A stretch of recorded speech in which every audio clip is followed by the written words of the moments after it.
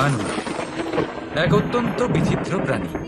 পরিকল্পনা করে, ষড়যন্ত্র করে, প্রচেষ্টা করে, কাউকে পরাজিত করার চেষ্টাও করে।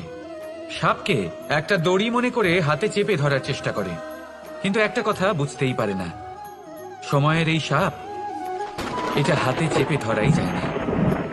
আর আপনি যা করবেন তা আবার ফিরে আসবে আপনারই সামনে। দেখুন, এতে কিছুই যায় আসে না যে আপনি কুম্ভকারের পুত্র নাকি কৃষ্ণের পুত্র।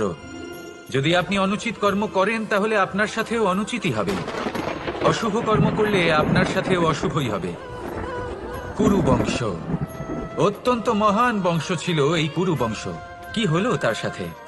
একটা গোটা বংশ বয়ে গেল, কারণ ওনাদের উদ্দেশ্য অশুভ ছিল। অন্যদিকে 5 জন বনবাসী পাণ্ডব মহাভারত বিজয়ী হলেন, কারণ তাদের উদ্দেশ্য শুভ ছিল।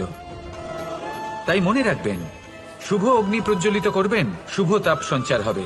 অশুভ অগ্নি প্রজ্বলিত করবেন, নরকেই জ্বলতে হবে।